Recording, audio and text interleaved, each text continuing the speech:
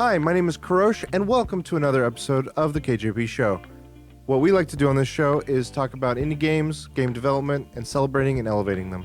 And I'll be your host in this journey, and today we'll be reviewing Balatro. What is Balatro, you may ask? Well, let me tell you. It essentially takes poker and adds a bit of roguelike elements and a bit of deck building, and it turns it into this whole new addicting way of which to play poker. You essentially take the basic game of poker and all the hands that would normally be successful in a game of poker, and you add these cards that are essentially taking jokers as modifiers. So each joker in the game that you come across has a different ability or a different modifier, where, for instance, you may come across a run where jokers modify all hearts in such a way where they double their points. Or you'll do another run where every every set of pairs that you play is quadrupled. Or another one in all these different combinations and various modifiers that you can come across. So your goal is to get a variety of these different modifiers to take basic poker hands and make the numbers go up. The roguelike mixture comes in where you're doing a run of the game and you're essentially trying to meet or beat the blinds of each run. So you'll be playing a match. Your goal is to hit 3,000 points. You have 8 hands to play, or 7 hands, or however many hands you have, and your goal is to just take the cards you got from the deck that you've built and start running through as what hands will get you the best points. And as you play, your deck will get more and more unique. You will have cards that are modified by the jokers. You'll have cards that do their own different things. You can modify the cards themselves. Not only do you have these joker modifiers, as you play through that run, you can upgrade and modify your 9 of hearts or your 8 of clubs to be a holographic 8 of clubs or a foil 9 of hearts, and that will give it its own set of perks as you go through. And so the further into a run you get, the more modifiers, the more complex the run gets, and the higher the blinds get. And it's this ongoing push and pull of like, what do I do to my deck to modify it? What direction should I lean into? What direction should I lean away from? Something that may have worked early in the game to your strengths may no longer be viable later when you need to get higher points or larger combos going. And that excitement of seeing how crazy high the numbers go is addicting.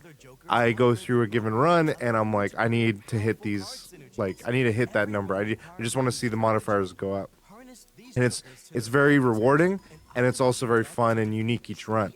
No run is the same because the jokers you come across and the modifiers you do to your deck are never the same combination. And in addition to that, there's a basic deck, and then as you go through, much like different characters in other games that are of this nature, this has different decks where each deck will have its own ability. You may be allowed to play an additional hand using the red deck, but with the green deck, you are allotted a starting amount of money so that in the early shops that you go to in between runs, you can use your currency sooner to make more purchases. I think it's fun in not just the addicting kind of like roguelike elements of deck building and everything, but just in the way it's framed everything. It's taken a game as old as poker. Like, this is a very well-known, everyone knows poker in today's world, and it takes that basic idea and it gives a new spin to it. It says you can play this game in a different way. You can take these things that you understand already and expands on it. And I think that just little twist, it's small enough where it's something familiar, but it's a big enough change where it expands the world of what it could be, and it does it so well, and it's so fun. I was playing with a few friends, and we would just take turns playing hands and just seeing that number go up, and we're like, oh, you should buy this card, or you should drop that card, or just different things that we thought were like good risks or good gambles to take in a given run. It's a lot of fun, and it's just been, it's had its hooks in me. I've only successfully, I should first define what its success is. So there is a sort of campaign mode where it's like you have to do 8 full sets, which is like a small blind, a big blind, and a boss fight. The boss fights will nullify something. So what they'll do is if you have, like, say, a certain type, whatever type of deck you have, certain bosses will say all your hearts nullifies the points that they have, or all pairs are not going to be awarded points. And so that's going to try to combat how you get points. And so your goal is to try to circumvent that or still hit the point cap that you need to do on those boss fights. And so if you do 8 rounds of those 3 matches, you'll be able to then quote unquote beat the game. And usually what beating a set run would be is you unlock more things. You unlock another deck to try, you unlock more modifiers to be able to use. And I think that's rewarding in the sense of like, hey, you achieve something, you kind of reached an accomplished run, but it incentivizes you to try again and try it with a different challenge or try it with a different style of play. And it's like, I have had so much fun with it. It's so cool. There's one-off consumables. There's all these sorts of things. It just does everything that you would want. Like every question would be like, well, in this scenario, I would want this. I think it has an answer for it. Just in my time playing it, I've played for like 20 or so hours, and it's something I can easily pick up too. You can stop midway on a run. So I've been playing this largely on my Steam Deck as I play most, but I did play this on my computer a lot when I was at home because I'd just be like playing a couple of hands while I'm watching something or working on something. But playing on the Steam Deck is fun because with the runs being able to, you just pause at any given time, I can just keep going on and go, be like, oh, I gotta get back to this later, freeze the game, come back to it later. You can do the same on a computer as well. Just this game lends itself to long sessions and short sessions. And so overall, I would say this indie game, and I didn't state this out the gate, but this is developed by a studio called Local Thunk. They've made this game. That is the developers of this game. I want to make sure I'd never get an episode out without acknowledging and recognizing the developers. So Local Thunk, this is a fantastic game. I want to give you guys my grade. This is a solid A. This is fantastic. I would recommend it for anyone that is into any kind of card game play. This is for you. Like, I think it's very easy entry for, like, I think sometimes when you look at games like Slay the Spire, very highly recommended game, very popular game, great game.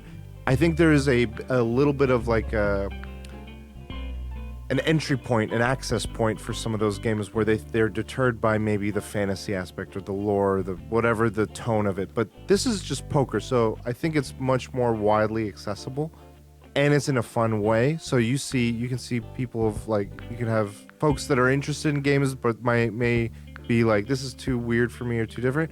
Very easy to get into. Those that love any kind of that weird stuff too, also amazing. Like, you love I love personally parts of it where it's like it leans into all the things I enjoy out of other card games like Magic and Slay the Spire and these other games where it acknowledges that cards can be holographic or foil or opening booster packs. Like, it leans into that whole culture of card games, and it does it in a fun and nuanced way without any kind of paywall or any kind of other aspect.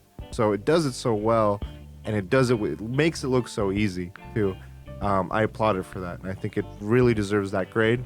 I highly recommend anyone that is even remotely interested in this sort of genre or style of game to give this a shot. And that's my review of Balatro. I hope you enjoyed today's episode and today's review. Thank you for joining me today on another episode of the KJP Show.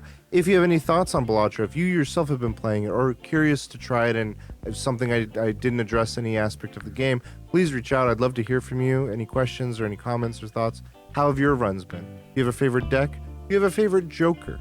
Let me know. I'd love to hear. I don't have enough people to talk about this game with. It's blown my mind how it's both so addictive and popular, but not too many people in my circle have been playing it. I think partially a few of them have said they're scared to play it because they think they will be too addicted to the game. So if that's any indication to what style of game it could be, maybe that's a word of caution. But I digress. Thank you again for joining me. I appreciate the time, and until next time, catch you later.